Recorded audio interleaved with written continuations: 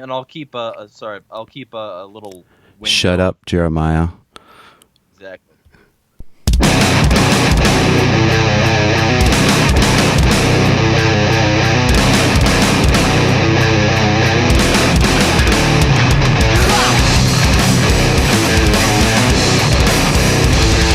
You are listening to Chain Reaction.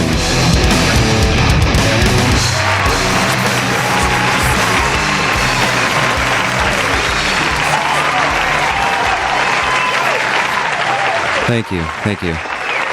What's up, y'all? I am Jeremiah, your host from last week and your host from this week. And today I am joined by someone who needs no introduction because he's going to introduce himself. Hey, I'm Jeremiah Harding. I'm a libertarian and an anarchist, and I've been angry at the state for a while. So this is a good podcast to be a co-host on. Yeah, we welcome anger toward the state, although I'm a fan of forgiveness myself. Otherwise, I go a little crazy with frustration. So, Jeremiah, is that how you prefer to be called for this show? For the purposes, we can do it. It's fine. You can call me JT since we're both Jeremiah. Is your middle name T? Is that what that is? No, it's Jeremiah Talks. It's my handle for my YouTube. Oh, yeah. We've had this conversation before, you guys. Just not live on the air. All right, I might just call you JT. We'll see. I don't want to be. You can call me Jeremiah. How did you become an anarchist? What was the timeline on that, and what was that process? Let's get your story out here. Okay, so I think it started, like, the whole process started when I was young, and I was a glass eye ran sort of, kill all the terrorists, George W. Bush did nothing wrong guy, and like, it was because of the way I was raised, right? Yeah. And essentially, I started to realize that a lot of that was wrong, and so when I started realizing that, I was around 16, and I started looking into, the politics of war. And when I looked into this a bit, I found, oh yeah, maybe the U.S. government isn't the good guy in all situations. Maybe blowback happens. A host of things that really showed the failures of the state. Yeah. And before I even knew what libertarianism was, my mother was realizing that I was slowly shifting away from being a hardline Republican to being a to being more liberal. And so she said, so I was talking to her when I was coming of age to vote, and we came to the conclusion that I was neither a Republican or a Democrat. And she said, "Have you heard of the Libertarian Party?" I'm gonna pause you quick. What a stupid coming of age thing in our society, huh? The coming of age to vote. Man, that sucks ass. We need a new coming of age thing that doesn't involve the state. You want to destroy your lungs legally? Yeah. You want to destroy your kidney and livers and have dehydration issues and stupidity? Those are coming of age. You know what else is coming of age? The ability to decide partially how others are ruled. Yeah, all that stuff. Just, it's state-driven coming of age things because you will be punished if you do those things beforehand. Except vote, they just won't count it. Yeah. All right, so your mother mentioned the Libertarian Party when you were trying to figure out where you were at with politics. Yeah, I was like 17, and I decided I really liked what they stood for. A lot of the things that they were saying made a lot of sense to me, and I started to look into Gary Johnson and watch a lot of Glenn Beck. And he was becoming pseudo-libertarian at one point in history. He is pseudo-libertarian. He just has the wrong approach, and I think a lot of it is emotionally driven. So it'd be an interesting conversation to have, like, which policies do you agree with that actually approach freedom? Because Arguing with Idiots is one of my all-time favorite political satire books. It was really well written, and if I hadn't have given it to somebody who was more conservative than me, I would still have my copy collecting dust in some corner of my room. I'm assuming that's a Glenn Beck book. Yes, yeah, it's very good. I would recommend it to anybody starting to learn about how terrible the state is and who wants to have an amusing time. Um, Cool. so there was that, and then eventually I realized that Gary Johnson didn't go far enough for me. Um, and like somebody else told me about Ron Paul, and so I got into Ron Paul, and I was looking into the whole End the Fed movement. And ever since I found out about the Fed and the Rothschilds and the whole Bilderberg group situation from people like Alex Jones, I've been sold, like totally sold. And so then Ron Paul lost the potential for nomination because he was given the shaft, and I Yeah. still voted for him. I wrote him in because he was the only person I could conscionably vote for.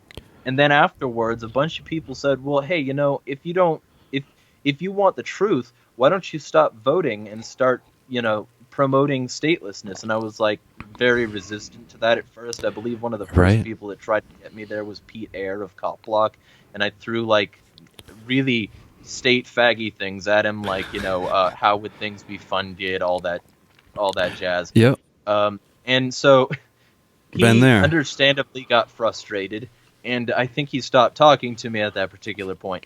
But at this point, like, it's basically been a journey through like watching, because the first time I became an anarchist, it was when I spent like a month solid watching at least 2 hours of war and police brutality footage a day, sometimes more, and I just got more and more angry, and it fomented all this like terrible emotion that I Yeah. had for other things, and for things that I just sort of justified by, what about the children, roads, etc.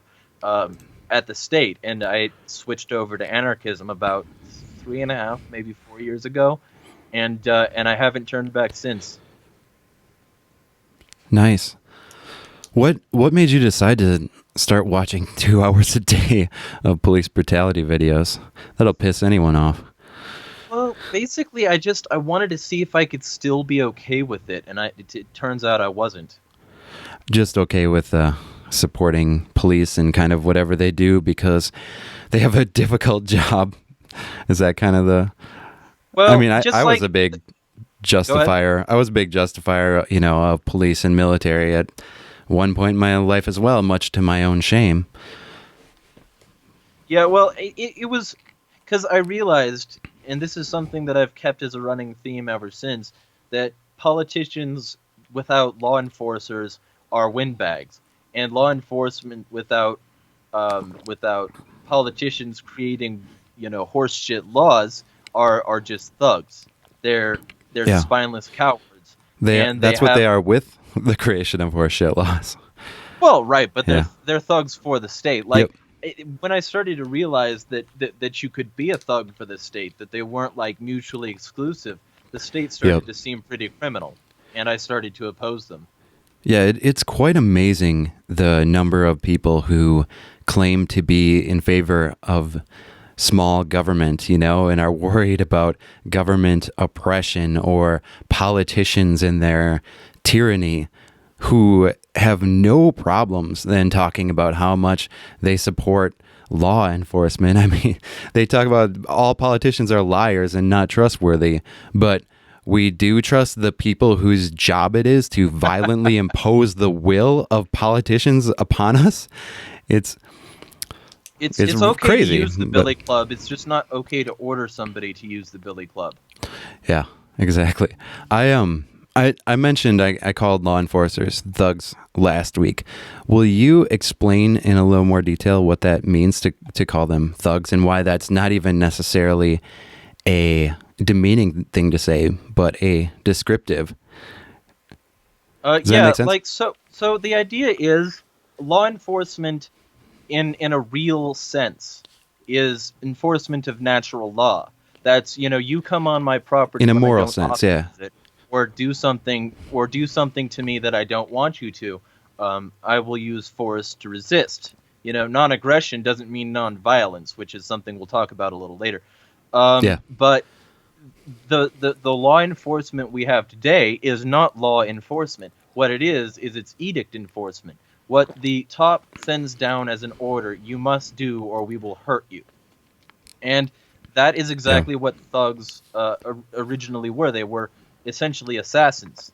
And uh, from then on, the term sort of switched to being whoever we want to kill, we will kill. People who use violence for violence's sake, people who steal, who enforce edicts and use that as an excuse. And so you could be a hired thug for the mafia, you could be a hired thug for some criminal organization, you could be a hired thug for a Right. business, and there is no fundamental difference between any of those and being a thug for the state. And the reason that is because the state's laws, most people would agree, are not all ethical, which means Right. that if they're doing something for the state and using the state as an excuse to do those things, they're breaking natural law. Exactly. They're in, they're treading on people, and they're doing so for money. They're doing so because they can, and because it's one of the few positions in modern society where they can, and they do it because society will call them to do it. Society will beg them to do it because society has been taught that they need these thugs for their protection, much like the original thuggies.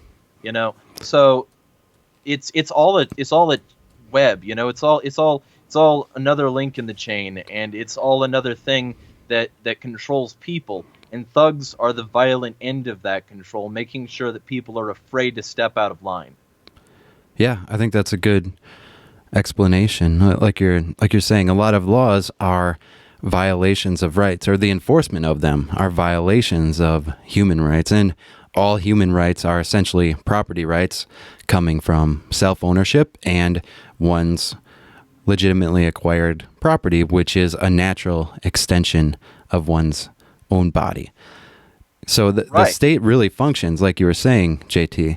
The state really functions on the same principles that some corrupt business does that hires thugs, or the mafia is the one that comes to mind most clearly, is that they use violence to force their will upon others. Who cares if it's written down on some piece of paper, but written down by legislatures and usually by businesses who want to get the laws passed, but passed by legislatures, or given down from a mafia boss.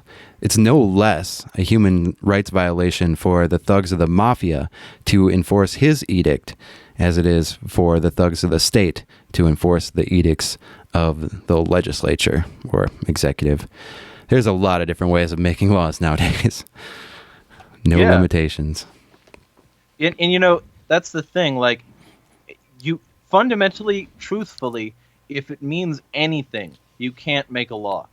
Um, you can only enforce laws that already exist, and a law is found, not made. Whenever two people have a mutual agreement on something, whenever two people decide that they won't hurt each other, whenever uh, like parties decide, hey, I have something that you want, you have something that I want, whether that be security, goods, services, Yeah. um, a mutual understanding that we won't beat the fuck out of each other just because, we can. All of those Yeah, are or we laws. will, and it's called MMA. Yes, yeah, Yeah. because that's a law too. If you agree to be in the cage in MMA, you can't say, hey, you know what? I'm going to sue you for punching me in the face. Yeah, he hit me hard. Yeah, like I'm going to go cry to my lawyer because I don't like the way you hit me. No, that's not how it works. So, like, if somebody is reasonable, they'll come to this conclusion on their own, but a lot of people aren't, and that's the problem. And so some people, they think, oh yes, well, my mother and or whoever, my family, my pastor, my teacher, um, told me that if I ever need help, I need to call a cop, instead of saying, hey, maybe we should form some sort of network so that we can help each other without the assistance of police. This Yeah. never comes up. Yeah. So, like, Yeah, absolutely. And that is one of the major problems with the monopolization of such an essential service to society, which is property rights protection.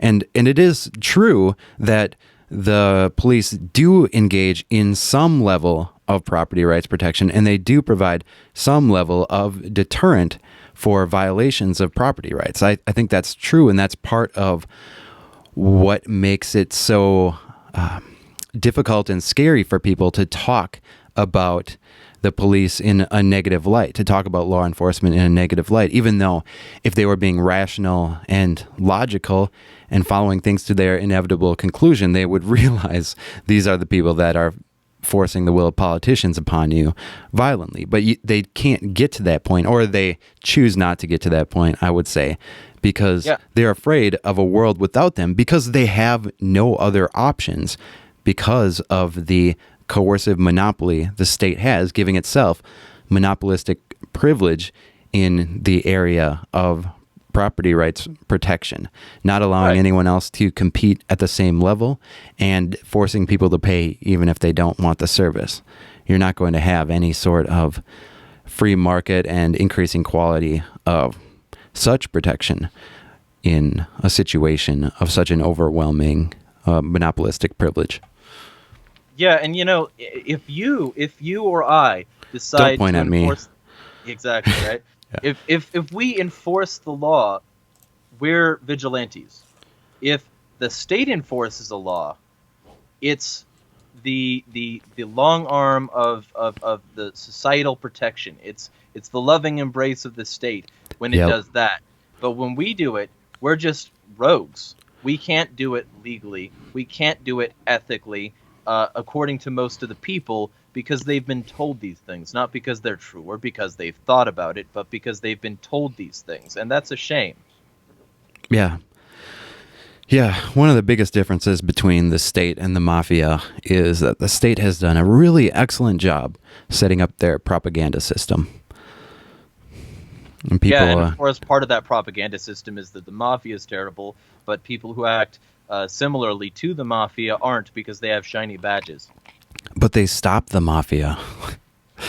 as if all the police weren't bought off, in huge cities, or that all their funding, or the vast majority of their funding, didn't come as a direct result of drug laws of various sorts, especially alcohol at the time. But I mean, even now, so much violence, gang violence amongst each other and citizens in areas comes about because of illegal drugs, and buying drugs, selling drugs, and shipping drugs should be as easy.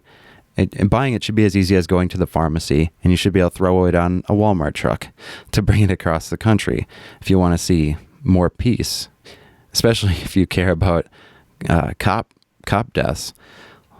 Those would go down dramatically if you just change the drug laws. Yeah, and that's the other part of it. Like, without organized, without drug prohibition and alcohol prohibition, which alcohol to me is a drug because ethanol is what you're after, not the lovely flavor of charcoal. Right, of course it's a drug. I've been drinking coffee this whole time. I'm a drug addict, and it's just a different kind. So, alcohol prohibition. He's an energy drink addict, guys. Yes. In case you didn't know that about him. I am a terrible fiend. I've already had 800 milligrams of caffeine today. You keep track of your caffeine intake. Wow. But like, without the drug laws, without prohibition of some sort or another, without the market being created for people to behave in a fashion that society would consider illegal, these cops would have nowhere near the reach they do, nowhere near the power they do, and nowhere near the influence or respect they do. Because when people think, oh, hey, if we had a stateless society, if we had anarchy, if we had any of that, then people would be, immediately injecting heroin, even though most people wouldn't. People would be immediately dying of overdose, even though most people still wouldn't touch the drugs, except marijuana, which is relatively common but also relatively harmless. Right. If you look at Portugal, I think drug use for every drug except marijuana went down, and marijuana went up when they decriminalized the use of most drugs. Yeah, and so people think, oh, but like I've heard this so many times, especially honestly in the area I live, where people will be like, well, I had a relative die from drug overdose. You want to legalize this? You want more people to die? And I'm like, no, I want to legalize it so those people can seek treatment without also possibly going to jail or losing Exactly. their job or being having their life. That plant will destroy you. That needle will destroy your life. So we're going to throw you in prison and destroy your employment and civic record because we're going to protect your life. Yeah. Horse shit. Daddy state. Yeah. So and this is the market that's created. Without this market, there would be no police on every corner because there would be no incentive. Because when you think about it, drugs are just the beginning. There's also speed laws. We will speed to catch up to a speeder to show that speeding is wrong. You know, Yeah. You're jaywalking. You're not moving your feet in a way that we agree with. So we're just instead of saying, hey, maybe walk more safely, our response, we're gonna threaten you with huge fines and enforcement if you don't do what we say about that. Yeah, that kind of compassion that you bring up with using drugs will ruin your life, so we're gonna lock you in a cage. That kind of compassion just pisses me the fuck off. It's so arrogant. It's so pretentious and really morally pathetic. Like, I love you so much that I'm going to lock you in a cage and have you killed if you resist being locked in a cage in order to protect you from yourself. Oh, fuck off. It bothers. That Like, let's start. If we're going to be compassionate, let's start by treating people with a basic level of human dignity where we respect their rights as individuals, even when they are engaging in behavior that is destructive to themselves.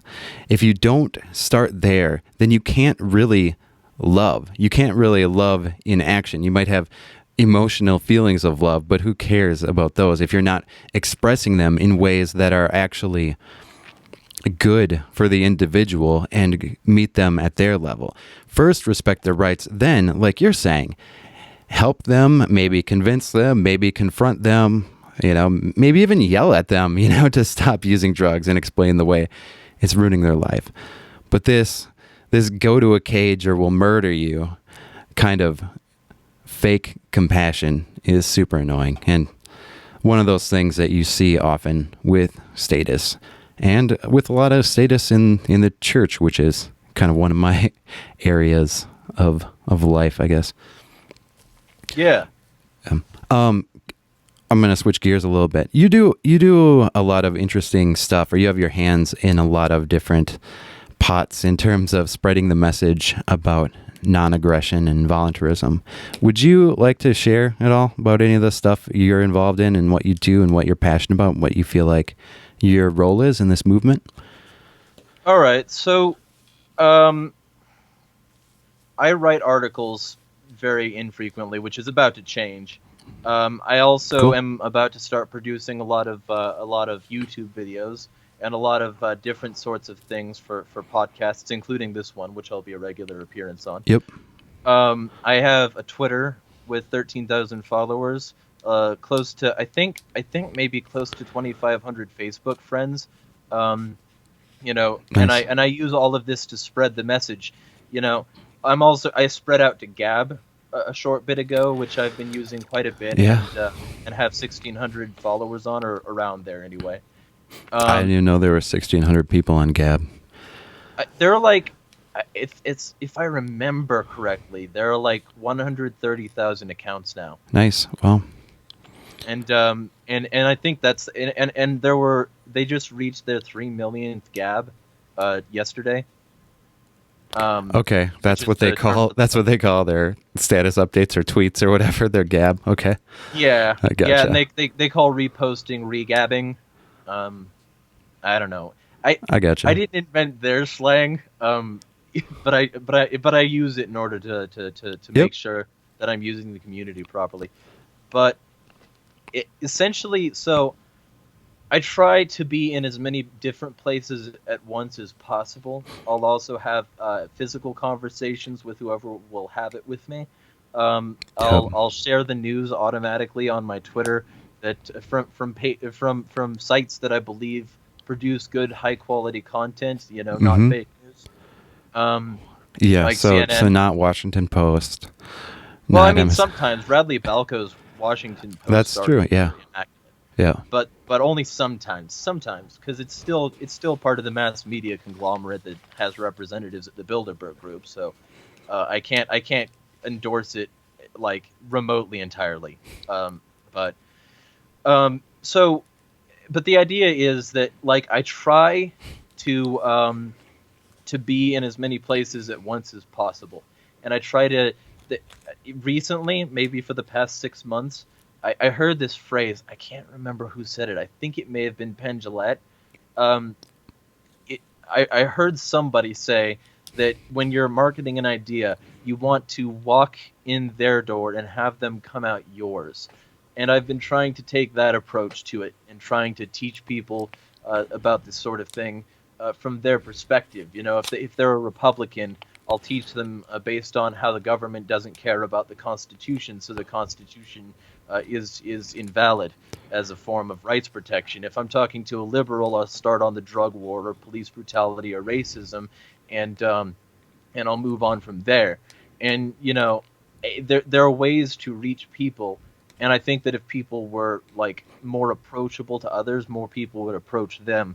So what I try to do is I try to have the immediate atmosphere on my stuff of being sort of edgy, but then when people actually get to talk to me, they're like, "Oh, well, this isn't so bad."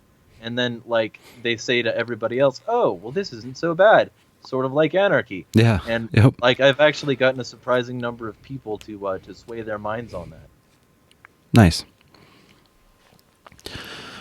Well, one of the benefits of having a podcast, I guess we're technically not a podcast yet because I don't think we have an RSS feed up, but one of the benefits Working on of that, by the way. becoming a podcast soon, yeah, I know, is that I can just complain about things. So let me tell you just about a little bit of a first world problem today, because I like whining, and I like whining when other people are listening. So last night, I mean, it's Saturday night, didn't get to bed till 2, not bad at all. But then, I just had a baby. I didn't have, my wife did. I tried, but it wouldn't take. He's about 6 weeks old, and he was up a lot more than usual. So I got a couple hours of sleep, and then at about 7 a.m., I held him for 45 minutes, got him to go back to sleep, laid him down in his little bassinet, and was so looking forward to sleeping in a little bit on a Sunday morning, being all ready to go. I mean, episode 2 of the podcast, got to get my brain in the right space and not feel like I want to fall asleep the whole show. I haven't fallen asleep yet. Get one of these. Jeremiah doesn't know that, but YouTube viewers do.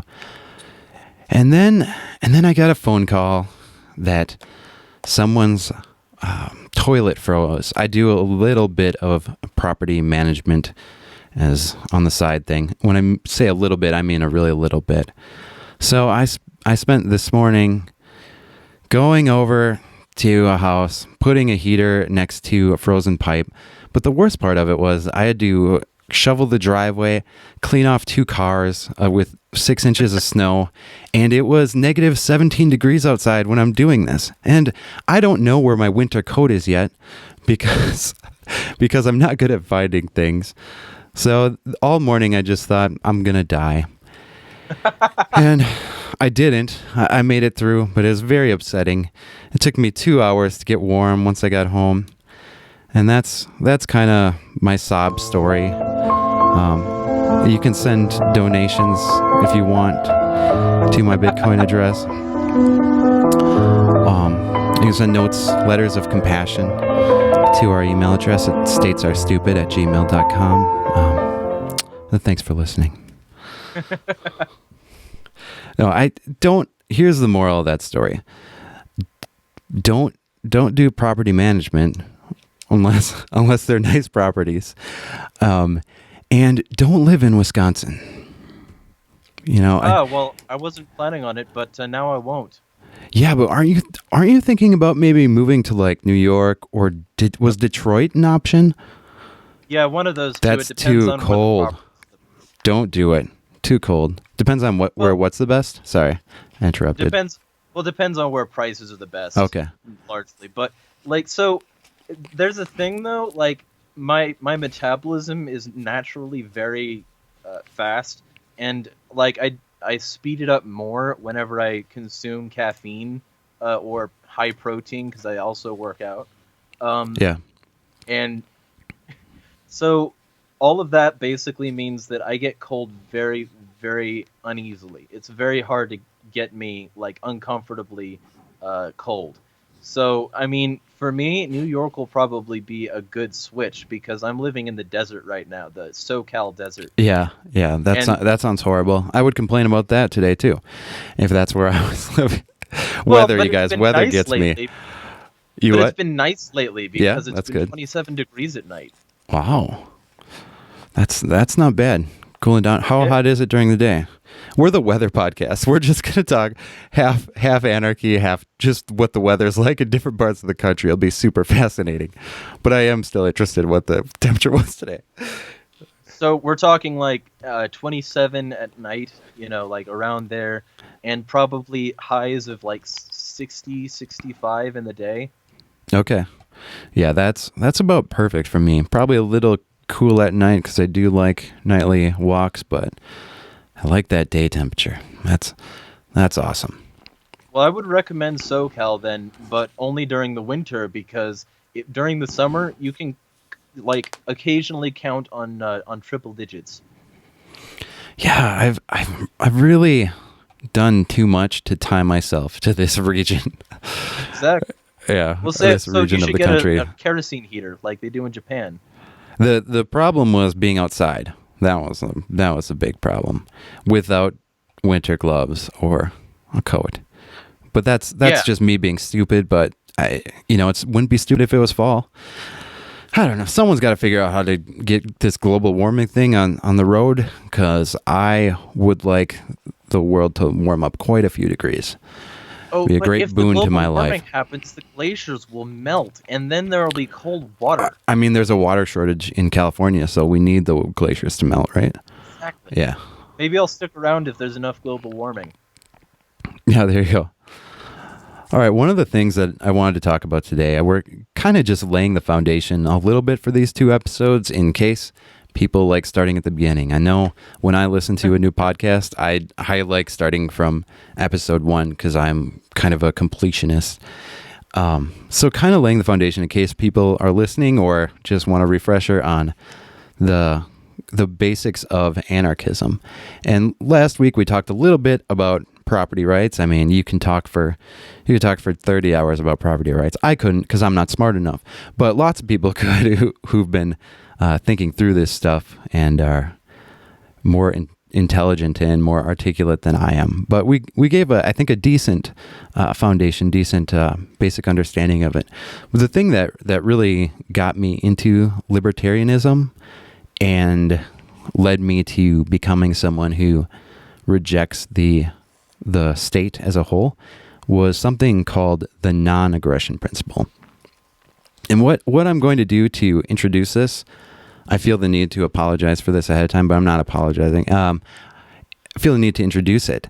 There's a video that I'm going to show you, and I'm doing it for a couple of reasons. One, it is for children, and it explains the non-aggression principle really clearly, but I do think it's good art for kids.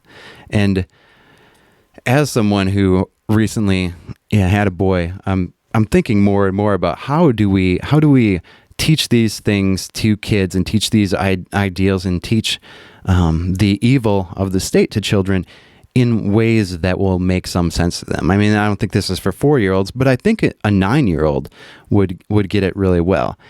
So, and it's a music video, and one of the things that you might want to, that I think is cool, what it does is it's artistic drawings, paints the goons of the state, the representatives of the state, I guess, in a way that shows them to be not good and not here for your benefit, which I really appreciate. And another reason why I'm doing this is because I would like to have one thing mid-show, maybe every episode, that allows me to get up and go get a drink of water or refill my coffee or refill my drink and come back and not have to be off camera. So with all that waste of time introducing it, I'm going to play this video, get myself a little bit of water, and we will be back.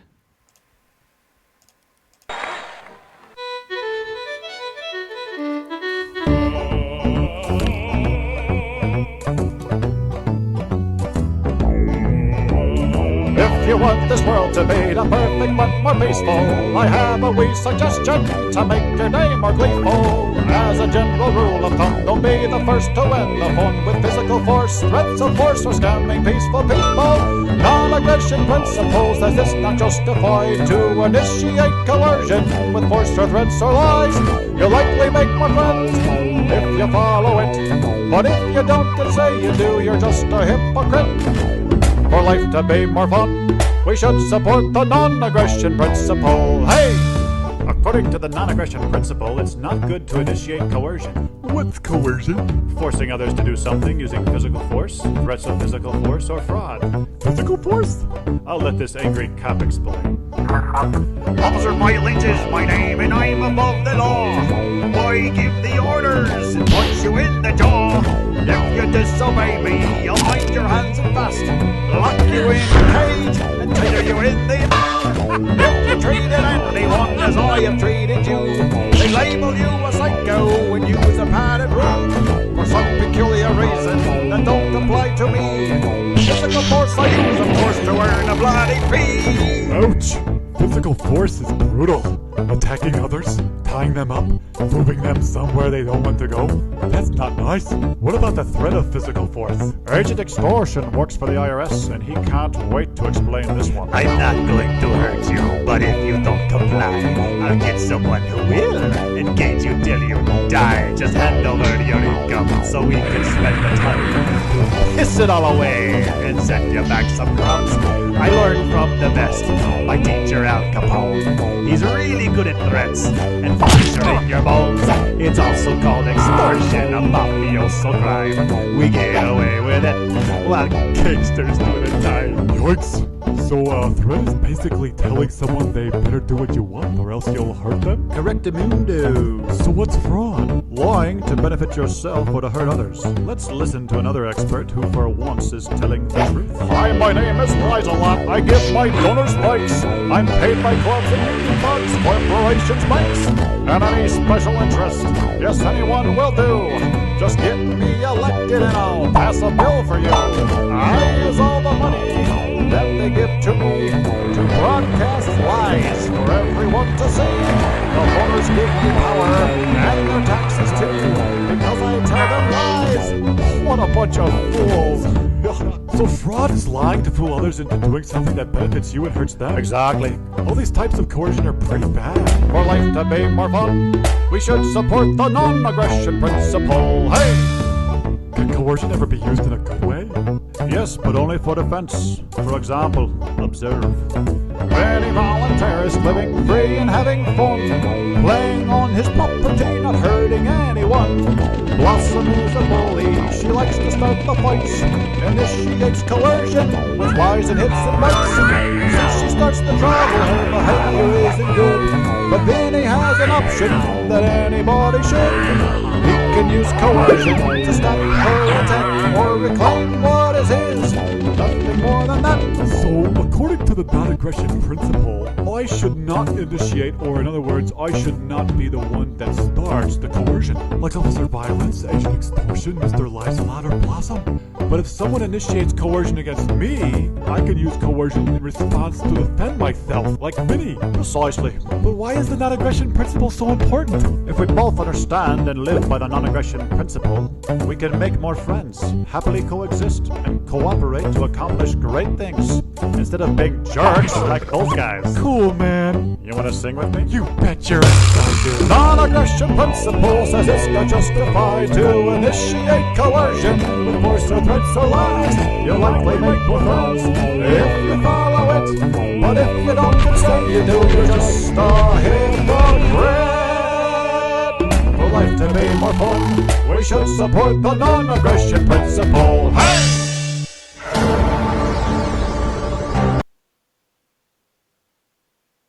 Thanks for enduring that. I turned my mic off for a second. Sorry.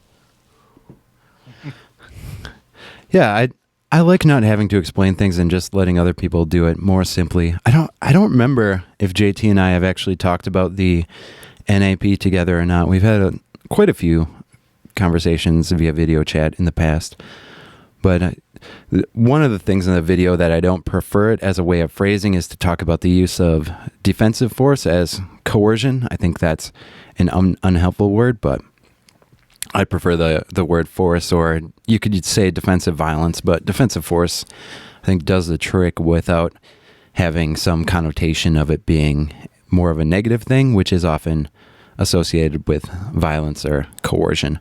I would say the initiation of force is coercion. But the non-aggression principle really, don't hurt other people, don't take their stuff, and don't lie to them in a way that causes damage to their body or in some way takes from them their property. It's pretty simple. It's really just taking the ethics that we were all taught as children and applying them consistently. It's the most basic level of human decency.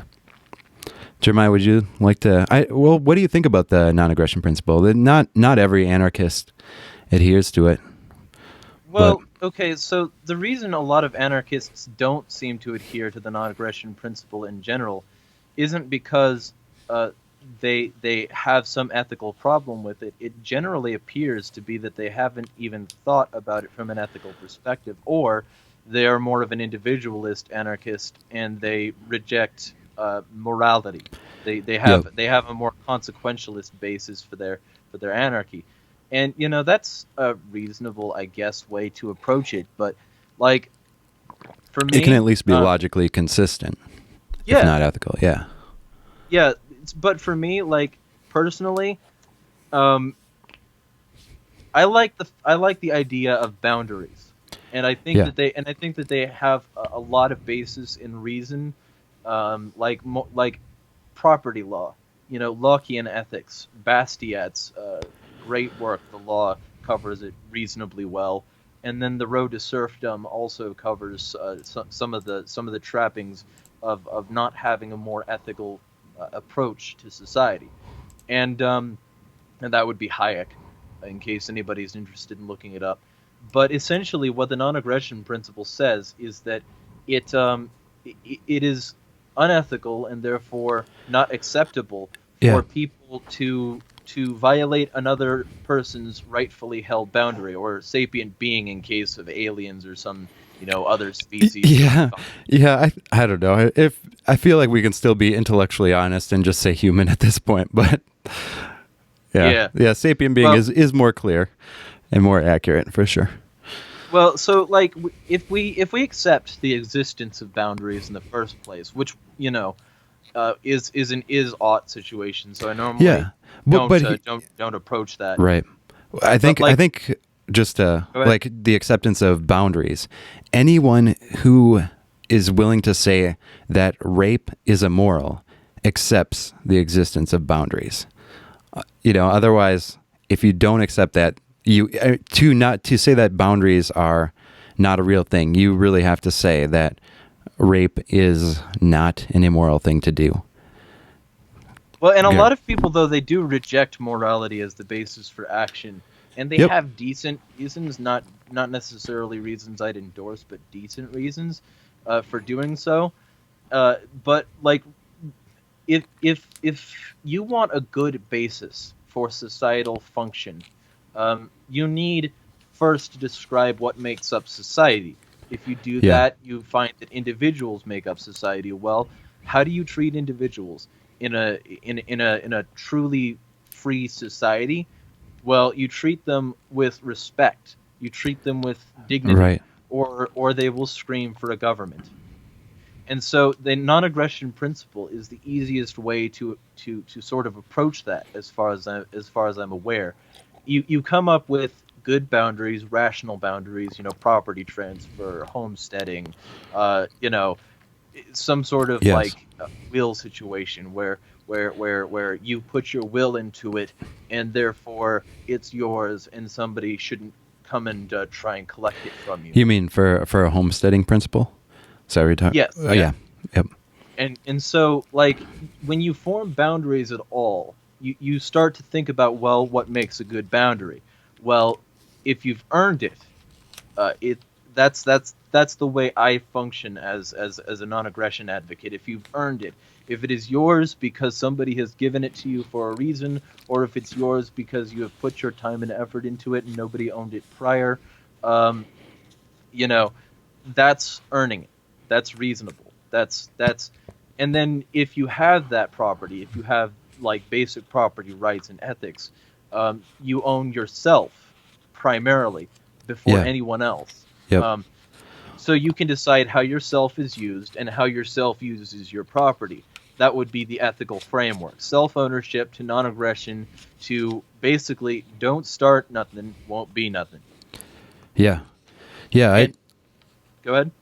I like a couple of ways of thinking about and ways to use the non-aggression principle. One is talking about it as a principle for determining when force is justified, and one for determining when a wrong has been committed and when some sort of restitution is in order to, when someone has been made a victim, basically. Because I do think there are circumstances where it is where some sort of aggression would not be an immoral thing to do and not be something that actually made you a dangerous person in like some of the extreme hypothetical situations, like someone's trying to kill you and then you break into someone else's house to hide. Like that is an act of aggression against them, and you have wronged them, but you have done so not in a way that is actually necessarily immoral, but it would still be completely justified for them to, for instance, shoot you for breaking into their house, or for them to seek restitution for whatever property you broke, as well as, emotional damages from having someone break into your property. It's not the end all be all of morality, but it is an excellent tool to figure out when a wrong has occurred, when someone's rights have been violated. Well, see, what's interesting is, if we suppose an anarchist society has formed, or if we're trying to form an anarchist society, Okay. then sure, breaking into somebody's house doesn't necessarily make you a monster, but what you could say instead of break into somebody's house is, and this is where it gets actually very empowering, is form enough of a responsible safety net that you won't need to do that.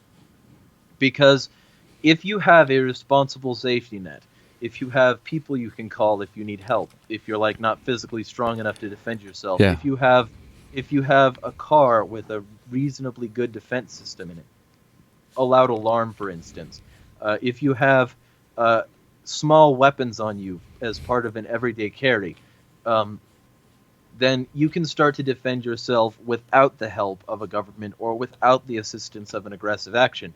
And that would be obviously preferable. Yeah.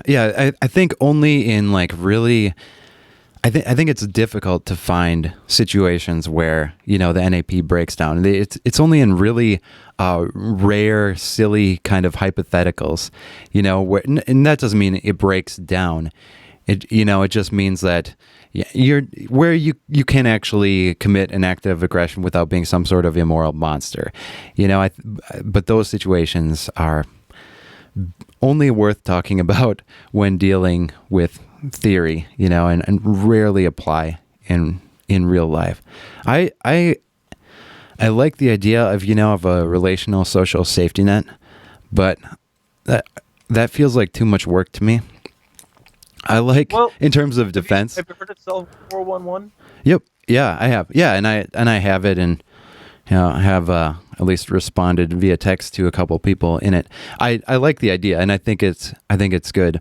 But I think ultimately what we'll end up having in a free society is a safety net that people engage in, or a defense system that people engage in collectively as a voluntary collective without having to go through the process of organizing themselves. In terms of, it'll just be people hiring defense contractors, property rights Right. defenders. The same way that we all get together collectively and fund McDonald's by going there periodically and buying burgers is the same way, we'll all pool our money into a collective by hiring property rights protection agency. There's all sorts of different names that people call them, but some sort of company that is in charge of keeping people and their property safe. Well, to me, that would be part of the defense network. Yeah. Like, you could have that set up as your main stratification instead of like friends or family. And a lot of people would, because of, the same reason they subscribe to a service, instead of like getting each individual newspaper every day, they subscribe to the New York Times, which don't, but Yeah. they subscribe to the New York Times because it's easier, because it's more convenient. But the convenience thing is a good reason to get started a certain way. It's a good reason to get that layer of stratification on. But to me, it's a part of a broader scope of actions that you should take in order to fully protect yourself and others, including the EDC, which I think if people learned how to carry weapons and if people learned how to use those weapons effectively, then I think that would be a good first step to most defense needs. Because if you can do it like right then and there, if you can prevent the crime from being committed by making a decently intimidating threat, you can do a lot for peace. Yeah, and like you're saying, like the ability to defend oneself, having there be a certain percentage of the population in a neighborhood that's capable of doing that will go a long way, especially in conjunction with relationships and some sort of network, some sort of organizational structure in that community, which allows them to engage in defense together and in a more organized fashion if that ever becomes necessary. Yeah. And I think it's important for people to remember that they can do everything the state does, everything. And the fact that it's illegal doesn't make it immoral or unethical, and it also doesn't mean that it's something impossible. Like, who will build the roads? Well, ideally, still the people who are doing it. Are you going to stop giving them money because they're not the government? Exactly. So it's sort of like that when it comes to personal defense. Personal defense, national defense, all of that sort of thing can be carried out by militias, by interpersonal communication, by having a good local defense network, by having a private security system. Things that the state claims it's the only one who can do are things that you could do and I could do very easily and benefit from it much more. And that stuff becomes decreasingly necessary as the state becomes eliminated. Because the interpersonal violence decreases so much, and so much of it, like we were talking about before, is caused by state laws.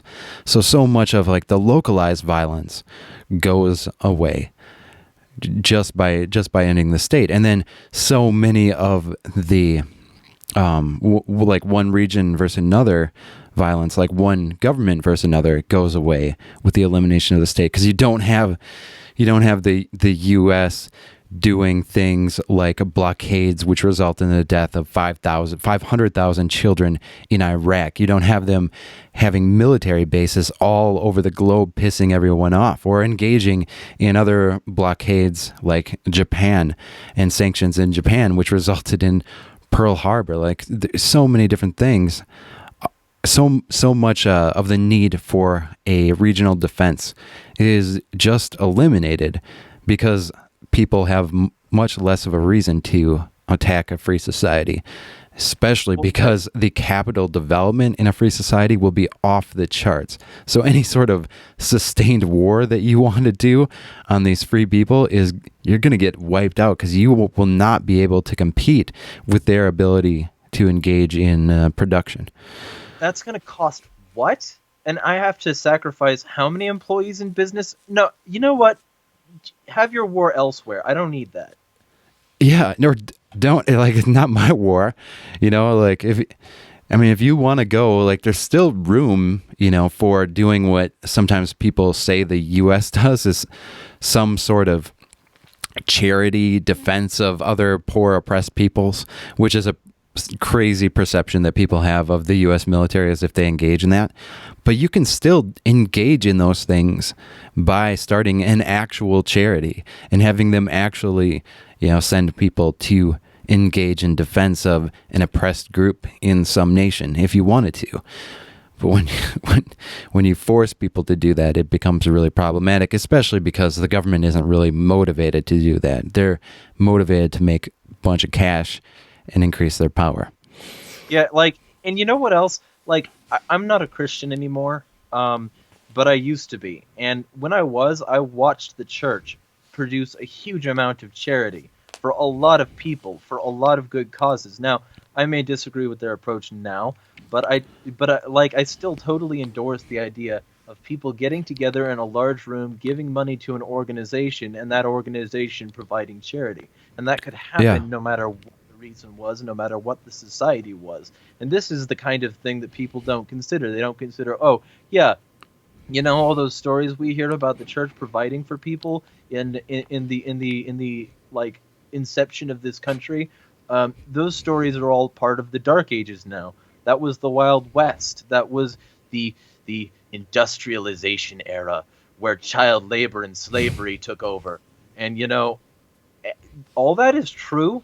But the charity and the organizations and mechanisms for charity was wiped out when the state started to centralize power, because the state has to fundamentally make people okay with the idea of them being the ones who control all of this, when really they could control this stuff. They could be charitable without the state. And that is true empowerment, is realizing you don't need these people. It's not saying, hey, I'm going to empower my kids to call the cops. That's not empowering them. That's telling them to be afraid of literally everybody and call a group of violent people if some bad shit goes down. So if you want true empowerment, if you want true civil rights, the first step is realizing that you don't need a government. Yeah. If you want true civil rights, you should definitely be opposed to any organization that exists by violating them. All right, Jeremiah, get your news together. All right.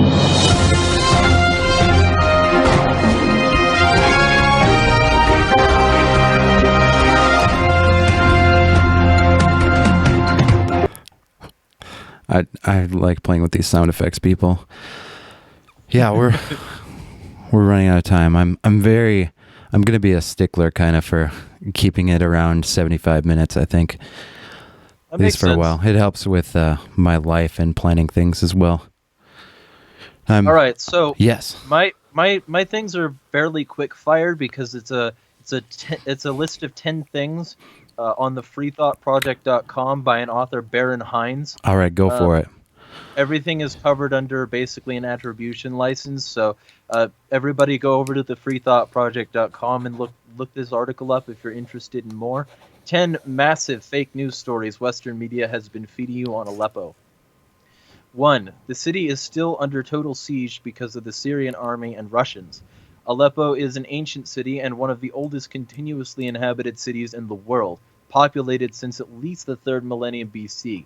Aleppo is both a rural province and an urban city inside of it, which is about the same size as Washington, D.C. by land area. Western media reports about the ongoing battle do not account for this and conveys the images that millions of people are trapped in an urban city where the Syrian army and Russians will not stop bombing them.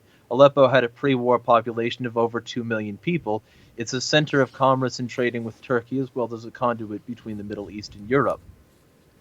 So that's the general idea. Yeah. The Syrian army is blocking humanitarian aid to Aleppo, creating the crisis. U.S. officials blame Syrian President Bashar al-Assad for ordering the army to block aid delivery and remove medical supplies from shipments that do come in. They ignore any role the terrorist groups play in that, as reported in September. From The Telegraph, a convoy of 20 UN trucks carrying enough aid for 40,000 people is languishing at the Turkish border as diplomats try to secure agreement from both rebels and regime forces to allow the vehicles through.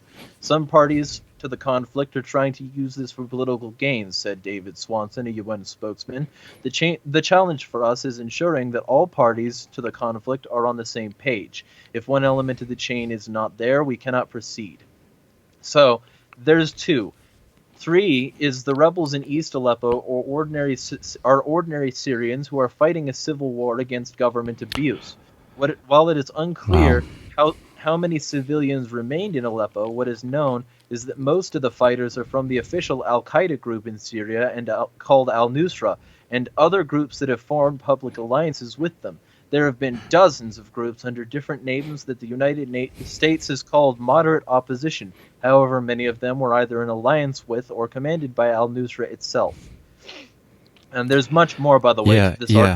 It's crazy. That was one of the most amazing things to me about the Aleppo offensive. Once stuff really started getting off the ground, the amount of disinformation and deception that started coming out about it is insane.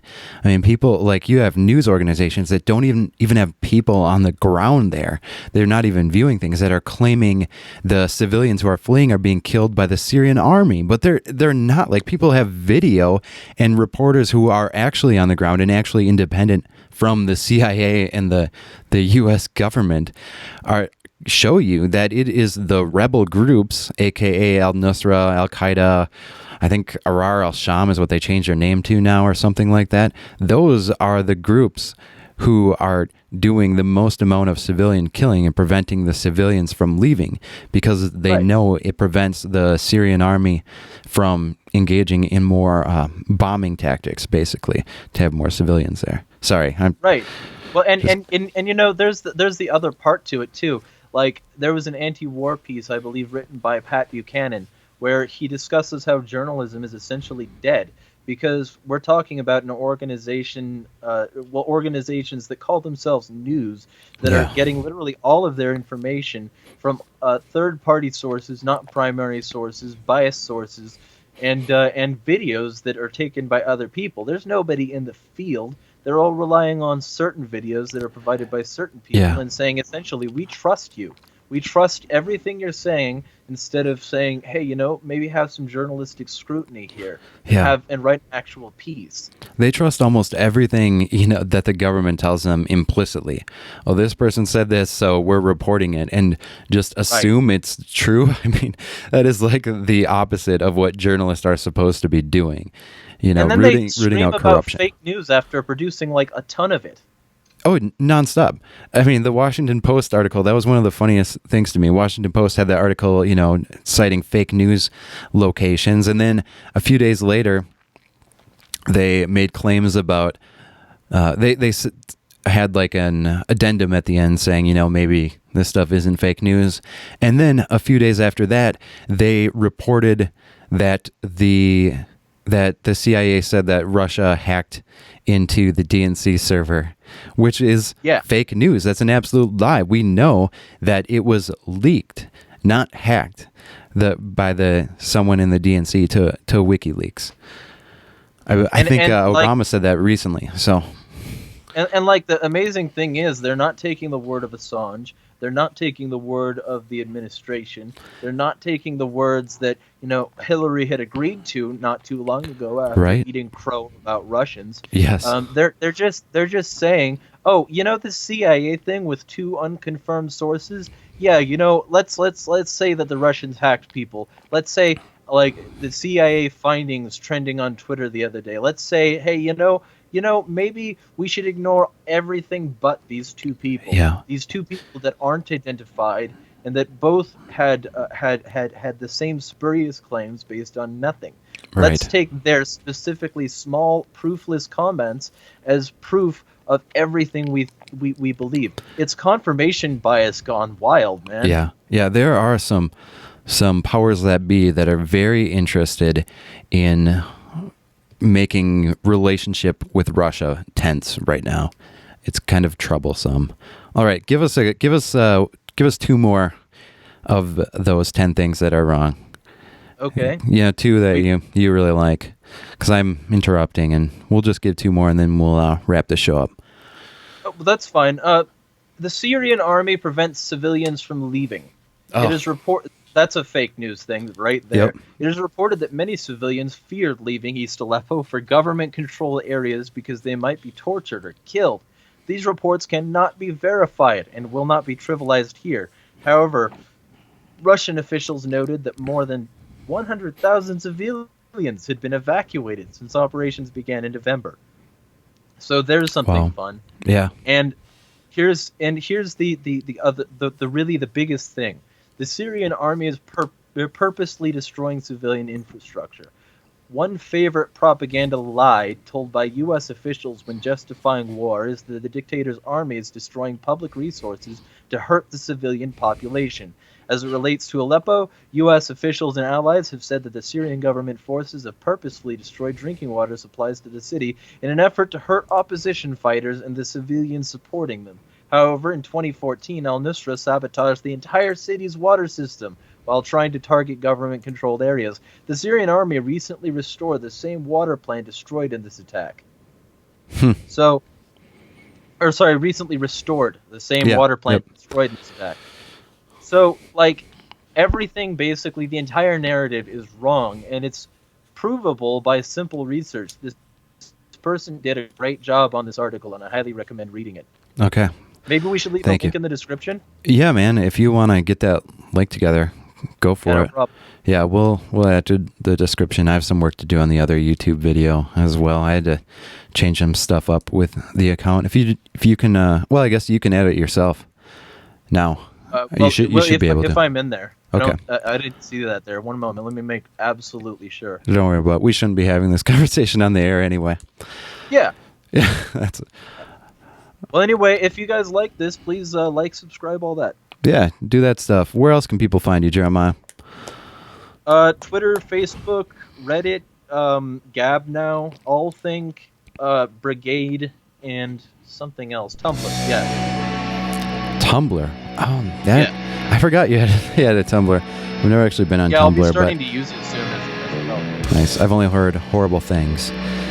Well, I'm mostly just on Twitter right now, people. You can follow the show's Twitter feed at Chain Reaction, and the T in reaction is a 1.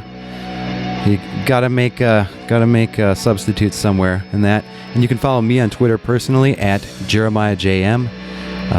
You can open your Bible if you want to know how to spell Jeremiah. Thank you so much for listening and for watching. We'll be back, or I guess we'll have a video up next Sunday at 6 p.m. But I don't think we'll actually be live then, as that is Christmas and that might be problematic. Anyway, thanks a lot for joining us. Till next time, free the markets and fuck the state.